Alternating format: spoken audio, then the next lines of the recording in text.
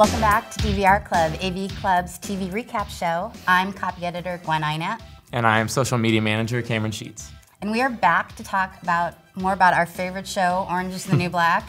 For this particular episode, this is kind of new for DVR Club. We have binge watched the next 5 episodes, episodes 3 through 7, making this pretty much like a DVR Club spectacular. Yeah, we marathoned.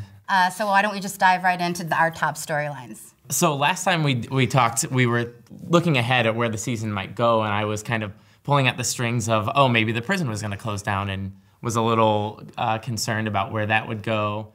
It didn't quite go the way I thought. The prison isn't closing down. In fact, it's getting privatized. MCC is going to be taking over Litchfield, effective as soon as the paperwork goes through.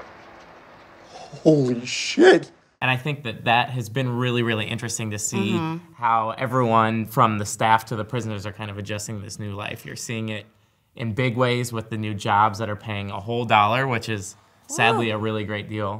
And even smaller ways, just in Caputo's role in the company. Yeah, I think we're seeing a lot more of Caputo than we ever have. He realizes that having part-time staff, part-time guards, untrained guards, is going to end up in disaster, and of course it does with a pepper spray incident. For our next category, we're going to have kind of a point-counterpoint in DVR Club. I hope it doesn't get ugly. Cameron came up with a great idea. We're going to do flashback and forth. The flashbacks at this point. Are we pro or anti?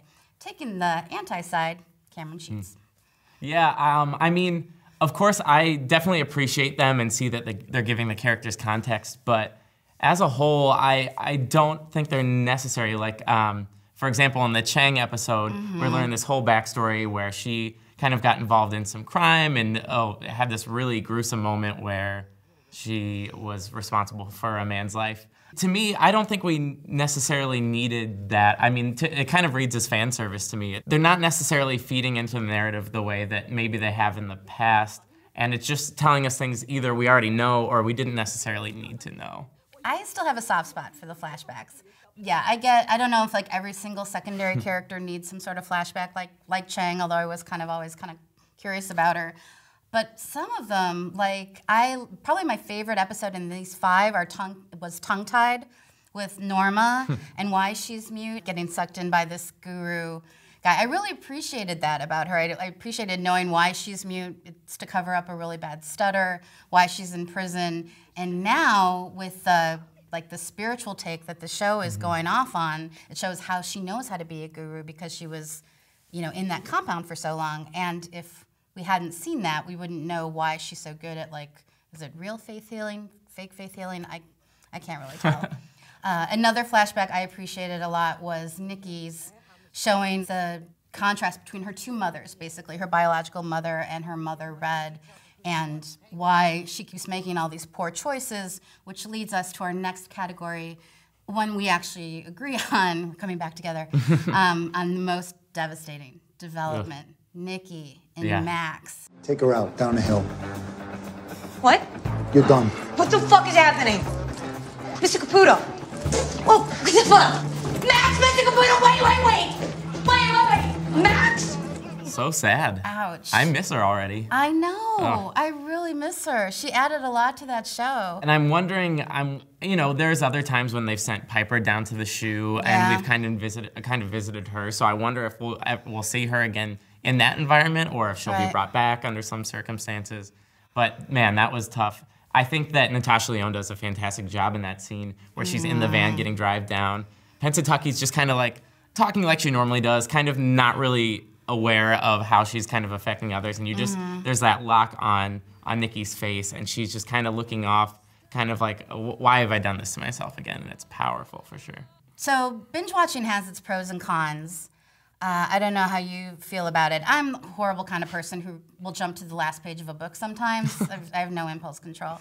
So part of the problem with binge watching is that you hear these things, and Natasha Lyonne, that was all over the internet. Is she gone? Luckily I'd already seen episode 3, but that's kind of problematic if you haven't binge watched yet and you're like, what do you mean Nikki's gone? When Netflix releases a whole season of the show, if you're not watching it right away, the likelihood of you getting spoiled it skyrockets. I mean, from week to week you have a show like Game of Thrones where the day after people are of course talking about that episode, but at least and you have some time. But now it's like, I mean, how fast is too fast to speed through the show? What's the proper pace to watch it? All right, so Nikki's fate, Pennsatucky, Piper. Bennett? Where's Bennett? Where is Bennett? I don't care. Well, we can still discuss all of their possible fates in Speculation Corner.